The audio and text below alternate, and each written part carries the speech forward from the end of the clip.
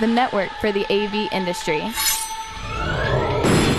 What are you listening to? This is AV. This is AVNation. This is AVNation. This is EDtech, episode 23, recorded Tuesday, December 10th, 2013. I'm not a tech guy.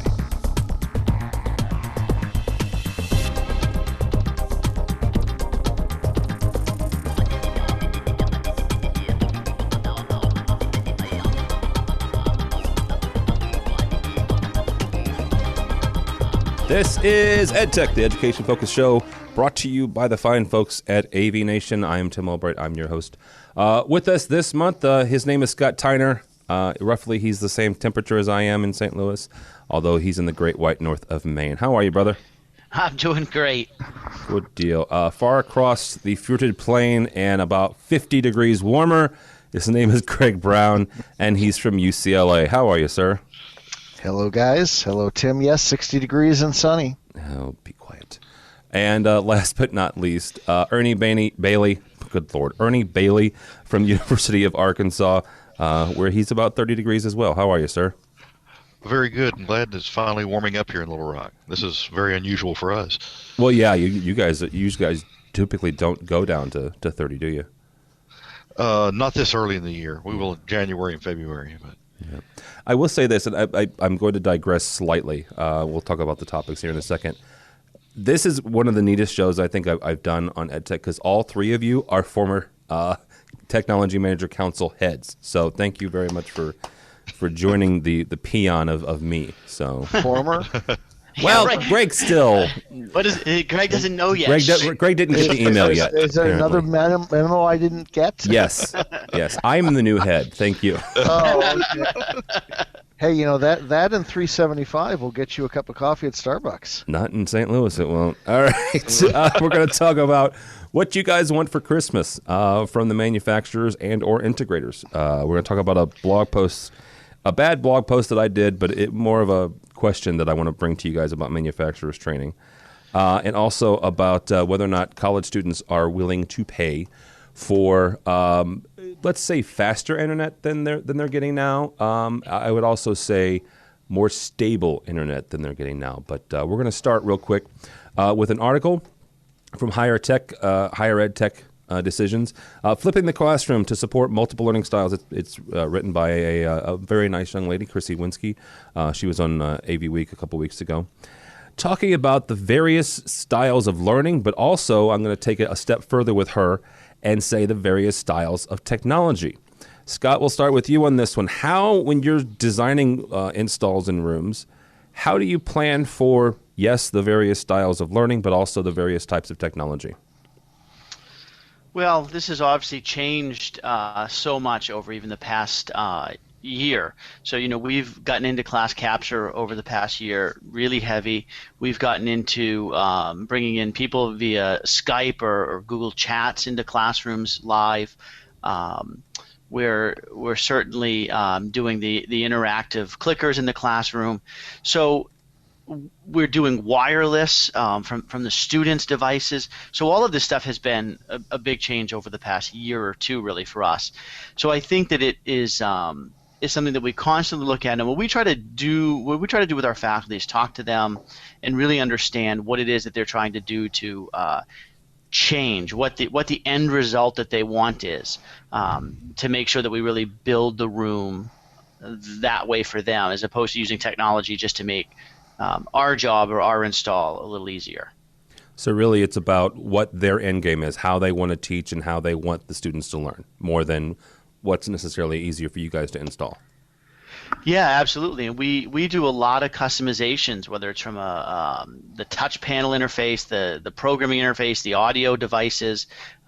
It's really about what the faculty are telling us they want to do or how they want it to look when they walk in. Okay. Greg, same question to you. When you guys are designing your new installs, and you've gone through some technology switcheroos here in the last year or so, how do you design for all the various not only technologies but also how kids learn? This is not something we're exploring very well here. The various departments are throwing various things out there. The library just did one of the big libraries here on campus just did a big upgrade with some collaborative spaces, but most of it's been kind of, like throwing you're throwing the spaghetti up against the wall to see if it sticks. There hasn't been any sort of real good coordinated discussion, analysis, figuring out what direction we want to go. It's certainly nothing that has appeared in the classrooms. We've been busy just getting our initial install of equipment out there, first pass. So really what we got in the classrooms is annoyingly basic in most cases. And I think this is the direction we're moving, but, God forbid we all get together nice across departments around here some days. Well, and is that because we talked about before the way UCLA is kind of built as far as management style and hierarchical style? You guys have several IT departments. You have several different AV departments. Is that the reason there's no coordinated effort? I think that's in part. There are 34 IT departments, and all the major schools and departments have their own IT department. AV, we're the biggest AV department, but the business school has their own AV, the law school has their own AV. You give a department an IT manager, and half of them think they're an AV designer these days. That's part of it, and we don't. There's not a lot of top-down steering here. It's another good example would be our classroom. The what do you call it? The program used in the classroom that everybody logs into to. Like Moodle and Learning management system. Yeah, learning management system. I knew somebody would come up with the keyword and tricky phrase here. Learning management system. We have an official one for the school, but they don't make any of the departments use it. And in all of the departments, they don't actually make any of their professors use that particular one. So we're all over the map with learning management systems too. So the way I've described it sometimes is we just don't like to interfere with the educational creativity that comes from having 200 departments charge off in different directions and not talk to one another. So let me get this straight. The University of California system and the state of California is having financial problems, and you guys are out there buying 20 different learning management softwares.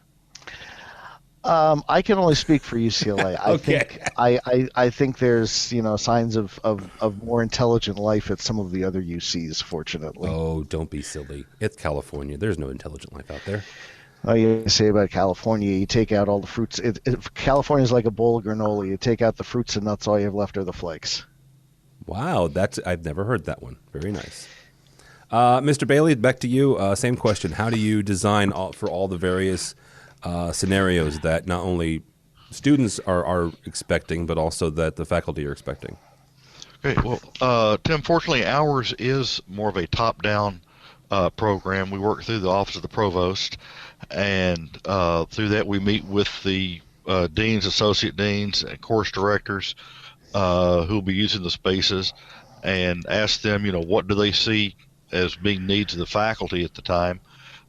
We also started recently looking at what the accreditation bodies are requiring, both what they've put in documentation for us and what they're requiring at other universities, especially academic health science centers, so we can try to stay on top of what's needed and what's going to be required to keep the college moving forward.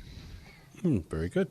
Sounds like a very Greg, you might want to be taking notes here. So it takes sometimes 2 to 3 years from the time we finish the meetings with the deans before we get funding, and then they of course expect the same budget numbers to work. Yeah. So sometimes that works, sometimes it doesn't. So especially with budgets. Yeah. We went through that yesterday. All right, guys. Extron has a new amplifier. Yay! With enhanced performance.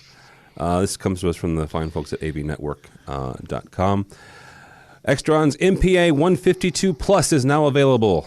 It's a new quarter rack width stereo integrated mini power amplifier that delivers 15 whole watts RMS per channel.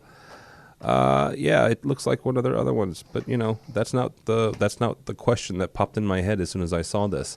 The question is this: if you've never used an Extron amplifier, or you've never used a Crestron shade or a Crestron occupancy sensor, or any of the number of the different ancillary products that Brand X starts coming out with because they think it'd be cool and neat and different, how do you justify that? How do you spec that? How do you put it through its paces? Do you order a demo unit? Do you order one, and just write it off as if it doesn't work and chalk it up to bad luck and educating yourself, or do you talk to your reps? How do you guys do that? Ernie, we'll start with you. How do you start putting the new products from different manufacturers through its paces?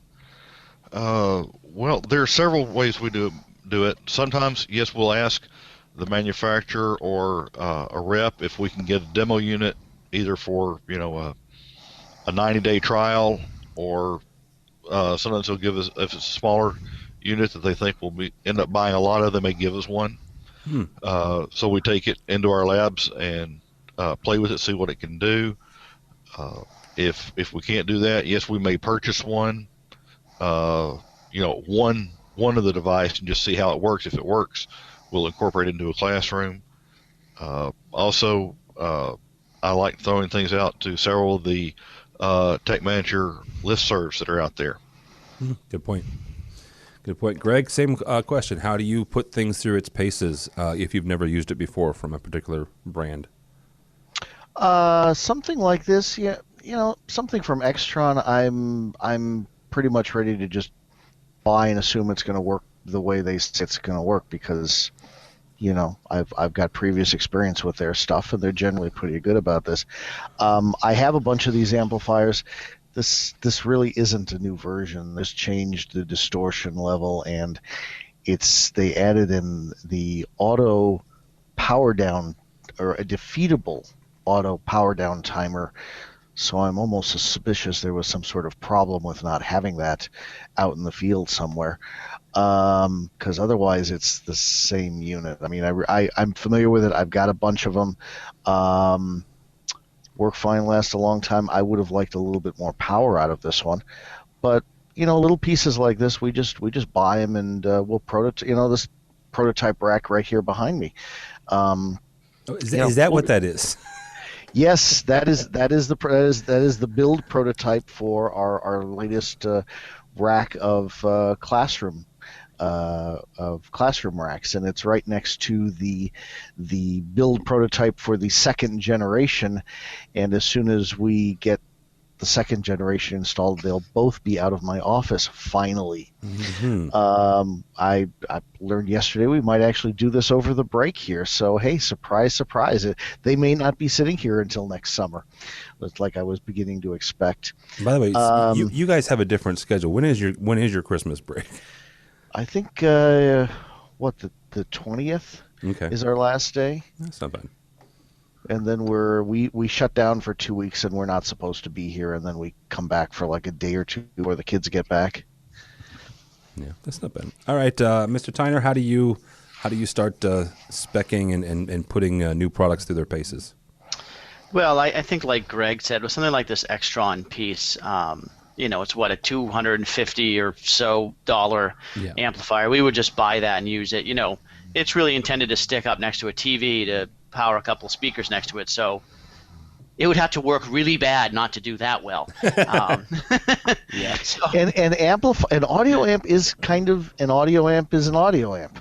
Yeah, but there's other stuff, and that we and most of the time we don't get demos of product. On occasion, we've gotten a couple demos, but we'll buy some stuff and try it out and use it. I'm thinking of a directional speaker that we recently bought that we thought was going to work for our need, and it was a piece of junk. And they wanted to charge us a 25% restocking fee, and they didn't get the point that It's not that we ordered it wrong. It just doesn't work like they said it was going to. But you run into some of those things, and obviously, if we're talking again, that wasn't a ridiculously expensive product. But if you're talking about something that's $5,000, $6,000, $7,000, you like Ernie said, you're going to ask around a little bit. Let somebody with the money like UCLA figure out whether it works or not. And then once I hear from Greg that it works well, we'll spend our pittance of money on it. Well, and what you have to do is you have to wait for all the other colleges within the UCLA program to order one from different vendors at different price points. And that's darn near the way it works out some days. All right. This comes from a blog post by Tim Kreidel, and I hope I'm not mispronouncing his name wrong. He poses the question, are college students willing to pay more for faster Wi-Fi? And I'm also going to put in there more stable Wi-Fi. I don't know about you guys, but our campus here at Lewis and Clark, they have put together over the last year, it was a big, giant initiative, Wi-Fi everywhere. And we have 9 different buildings. So it was not an easy task. It was not just like one giant, 5-story building. They've got several different buildings to populate out. One of the biggest complaints and one of the biggest problems, not only was speed, but also stability through this process. Us being staff understood what was going on. The students, however, did not. Greg, we'll start with you on this one. Do you think that students and or faculty would be willing to pay more or make less to have more stable or faster Wi-Fi on campus? Did you just say 9 buildings? Yes, sir. I have equipment in 22 buildings. We're and a those community are just college. We're a small community college. I know. I am nothing compared to you. Classrooms. I am nothing.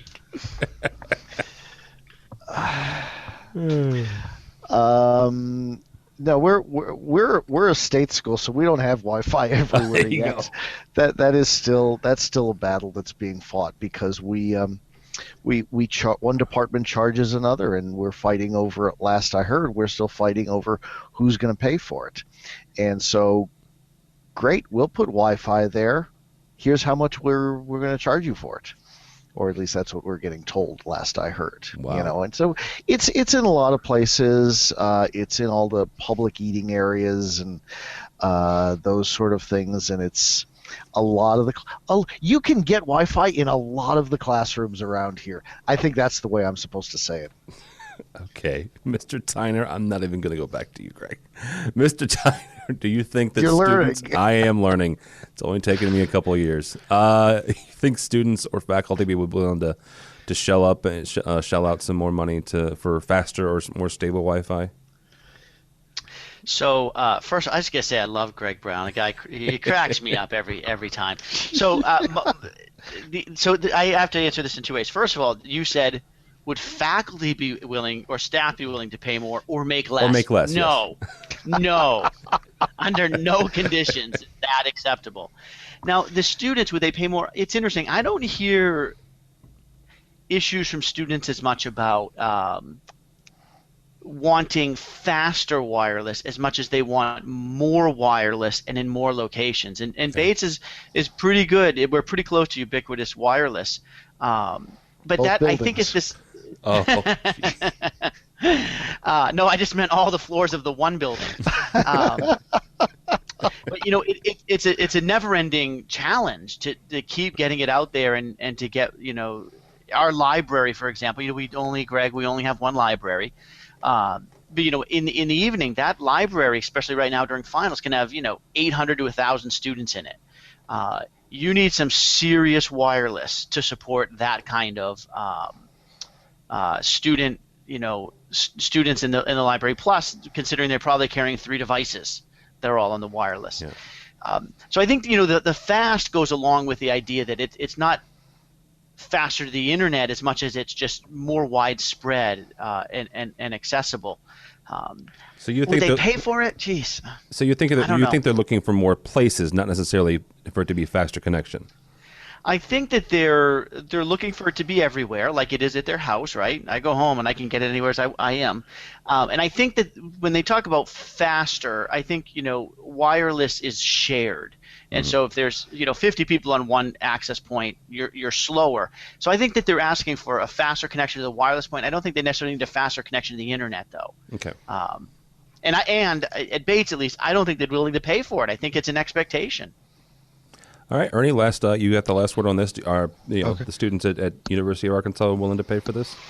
Well, we have for years had a strong wireless presence in all of our academic spaces, from the dorms to the classrooms, any of the common teaching areas that we have. So that has not been an issue. We built a new active learning center where we put class 200 students in a very small space, and like Scott said, they may have 2 or 3 devices at the same time. So we put in a high density wireless system in that room, and we're able to take care of all their needs. We've counted, several hundred devices online at the same time, and no latency issues, no drop connections, no students complaining about speed. So that's been great for us.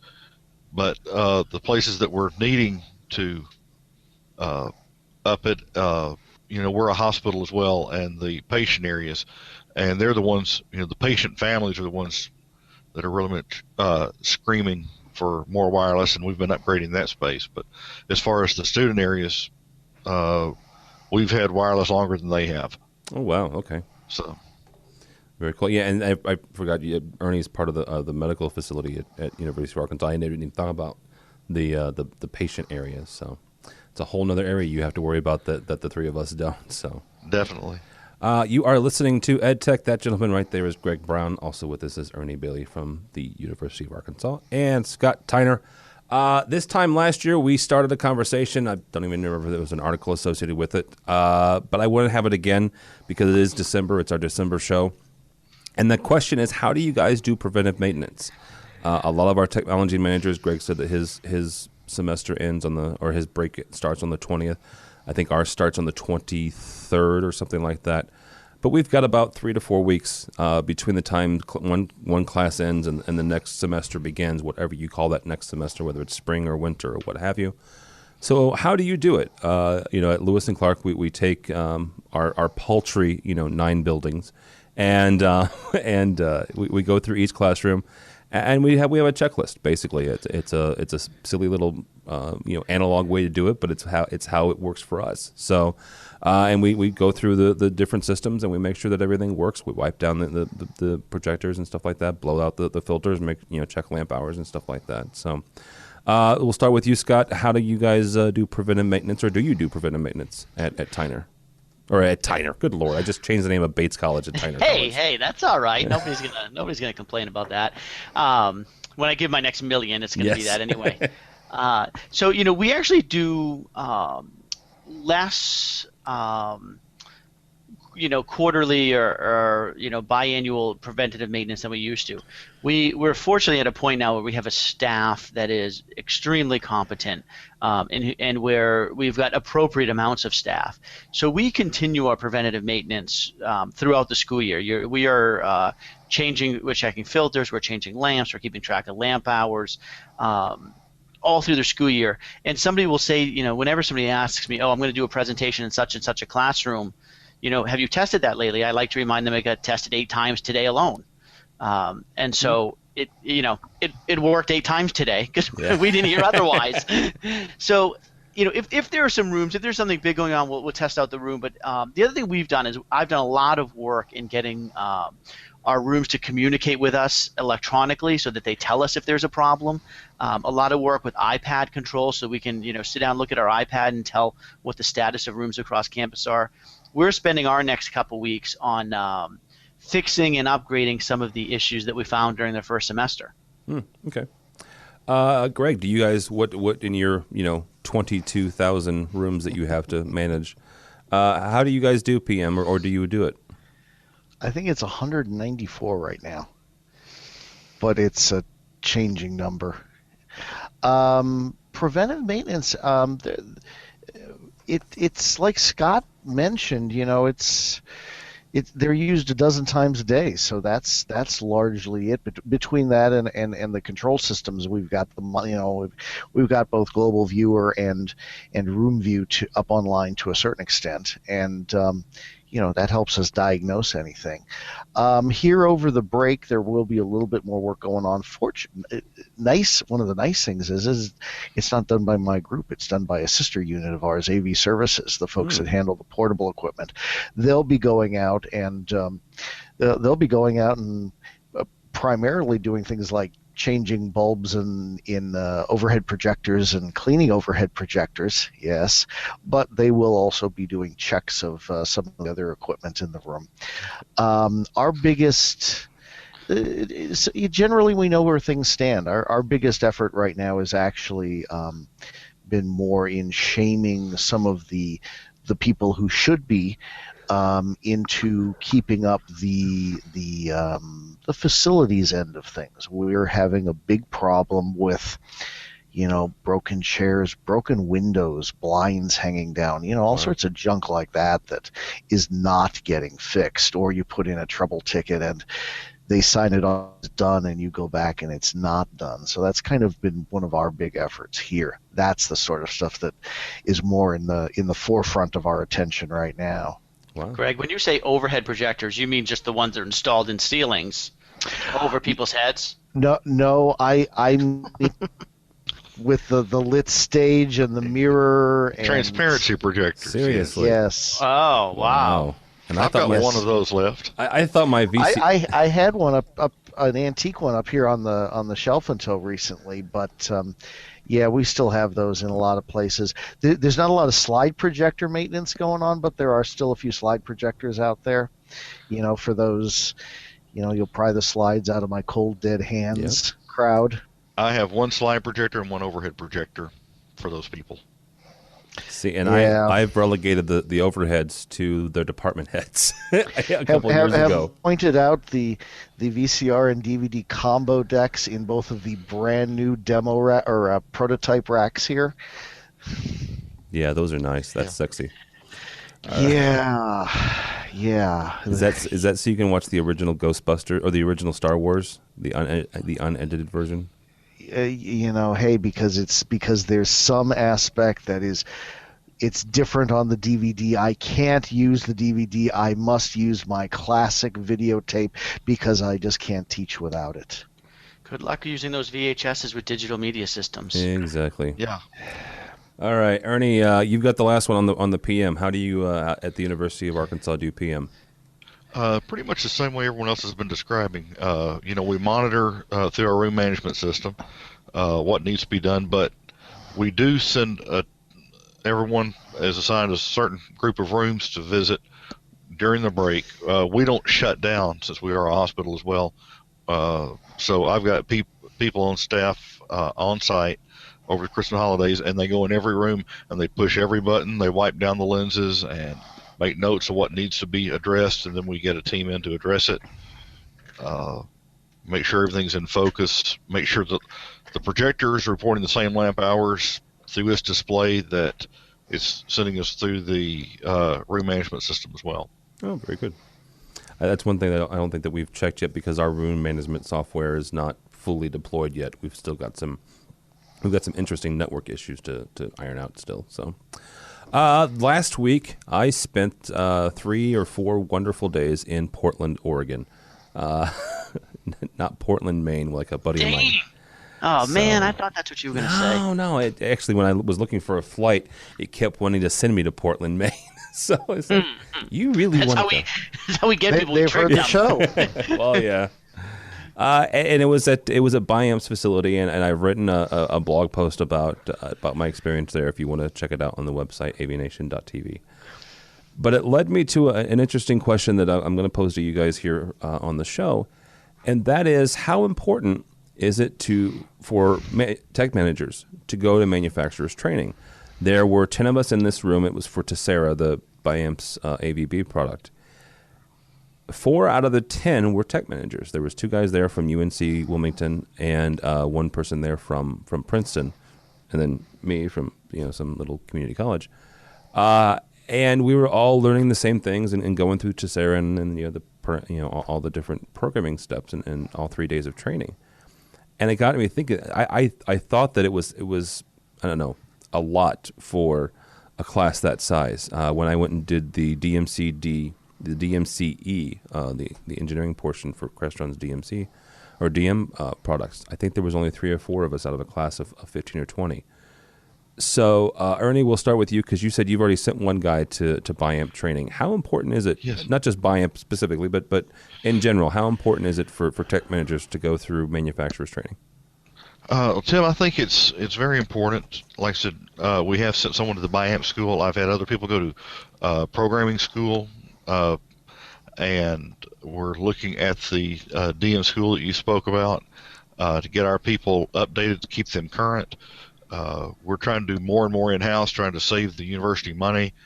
It doesn't take too many system upgrades or repairs being done in-house to pay for what we would have spent, on bringing an integrator in to troubleshoot and repair. If we can do it all in-house, if we can do the reprogramming, we're saving the university money, being, more frugal there. And if I continue to get the same amount of funding, which I have, I can put more of it towards the equipment in the classrooms than I was putting towards maintenance if I'm able to have my own people do the maintenance.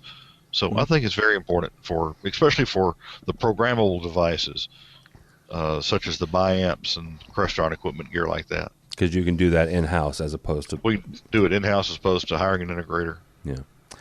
Greg, you actually spent last week in training as well. So I did. How important do you think it is? I spent last week at Crestron training, 101, the first of the 3 training classes. Oh, wow. Boy, if you ever want to come back from a class feeling like some sort of rock who doesn't know anything and can't type on their laptop fast enough and didn't follow half of those speed keys and didn't know what in the hell they were talking about for about half the class, that's a good place to start. They say a lot of people go back and take 101 over again, and I will probably do that. That was an interesting experience, but I'm a fan of training, and I think I was thinking about it. I think that was the first time, at least in my immediate group or two, where somebody really went out of house for training in many, many years. I mean, except for maybe like the Extron classes are the closest thing, but they're free or almost free and online. I'm very much the advocate of, hey, get people exposed to things, send them out to things, send them out to training, send them out to whatever you can find. But I often feel as like the crazy voice in the wilderness a lot of times around here, because it's not something we tend to do. And I was a little surprised when they decided to let me go to this last week. Just out of curiosity, which one did you go there local, or did you go to Jersey? Yeah, like they're going to send any of us to Jersey. I don't know. No, Cyprus. It's actually closer to my house than this fine office is. Oh, wow. Okay. All right, Mr. Tyner, how important is it for guys like us to go to manufacturers training? Yeah, it's like the other guy said. I think it is very important. And I think the challenge you come up to is the manufacturer training, right? Yeah. Why should we pay to go and have something sold to us?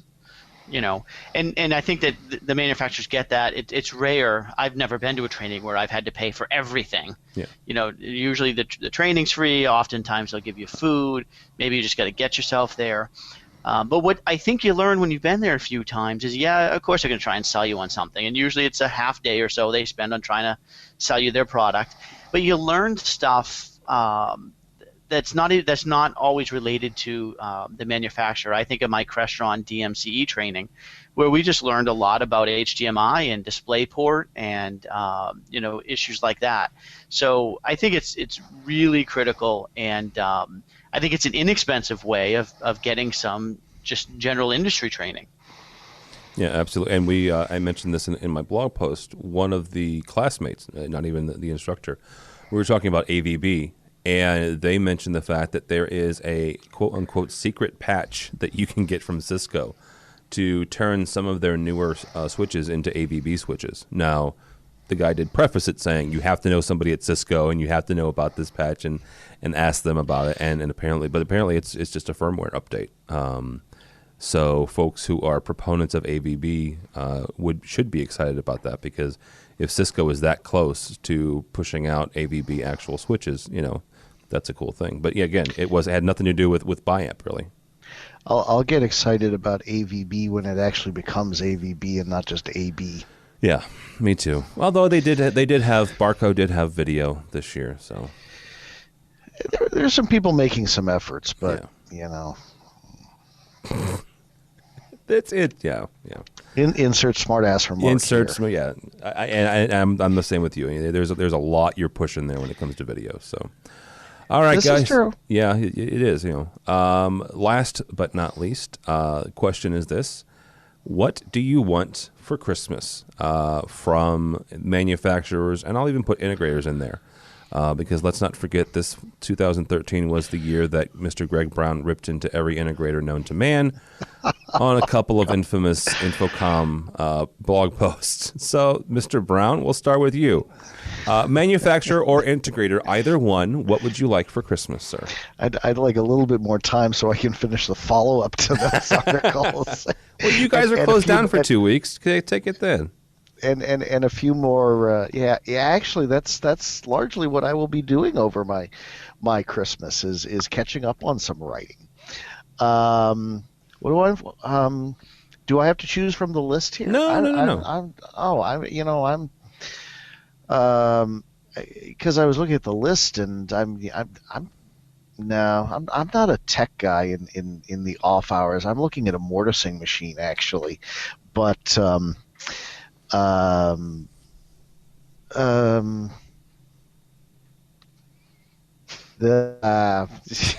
let me give you an example to kick it off with. I guess I should do that. Yes, okay. I'm looking for manufacturers in general. This could be Extron, Aurora, AMX, Crestron, whoever, and not just control companies, but easier and sexier mobile apps, and ones that maybe can work together a little bit more seamlessly. Give me something that I can control, a little bit better, and don't charge me $200 for it. So that's what I want for Christmas. Okay, I've got one, and it sort of goes back to what we just mentioned here. With the AVB, we do have HD base T, and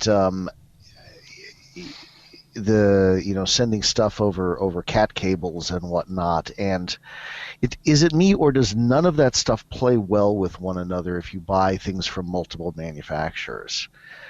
I'm just keep stumbling over things here with various systems where if I mix, the digital switcher with the company that's making the extenders, they don't like to talk to one another, or they talk to each other intermittently, stuff like that.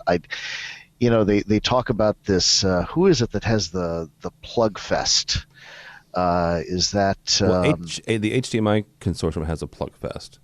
Is that who's doing that? I would love to see something like that start to take hold where people are kind of held accountable for this sort of stuff. It seems like there's a lot of people in this the new digital end where everybody's doing things subtly different and they don't play well together.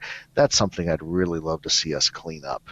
Okay. Hey, Mr. Tyner, what would you like to see for Christmas from either a manufacturer or integrators? So first of all, it's not pick on Greg Day. I realize this, but Greg, do you realize that we've already had those days in the past? Do you realize that there's a plant growing out of your file cabinet? No, there's a plant on top of my file. Oh, okay. cabinet. No, it looks like it's growing out. Yeah. There's a pot behind the stack of papers. I can't see the pot. All I can see is like a vine. Exactly. I just didn't know if things had got a little out of control.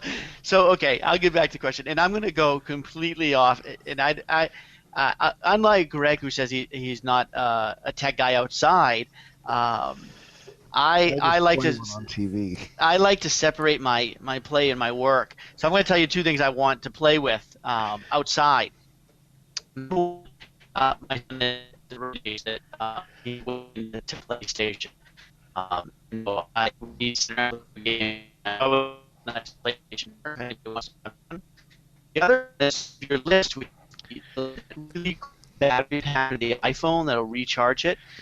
Because in the summertime, which is 3 months here in Maine, I love playing golf, and I use an app on my iPhone to as a sky caddy type thing, and it always dies by the time I reach about the 17th hole. So those are my two things that either anybody here, you guys can split it, throw in together, however you want to do it. Those are the two things I want for Christmas. Actually, Scott, we're going to buy you a better internet connection because you dropped off for the first half of that. Oh no! I heard the iPhone. It wasn't just me. Yeah, no, We it know wasn't you like to play golf. Yeah, we know you like to play That was golf. about the time you came back. What was the first one? The first one was my son and I are getting into video games lately, and so I want a PlayStation 4. Okay, yeah, excellent. Ernie, what is it that you would like sent to Arkansas? You chose or took the first thing off my list. Okay. As far as the better apps for our mobile devices for controlling our systems, and I think, and on top of that, better ways to talk for the devices to talk over the network. Okay. We purchased a new little live audio mixing board that has a network port on the back of it.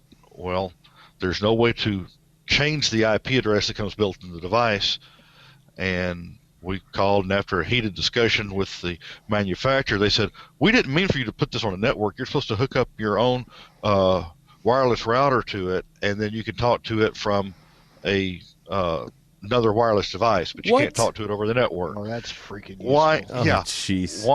Why do you put the word net underneath it underneath the RJ45 connector on the base of it? Because the marketing guys told them to. Yeah. Well, here's the deal. I put a spec in the bid that I put out that the sound system had to be on the network.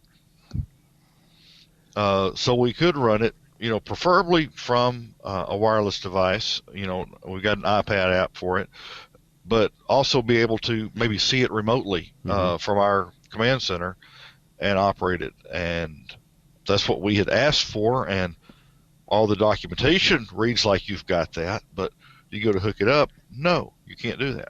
So let me ask you a question real quick. Does that mean that board then officially doesn't make spec and you get to send it back?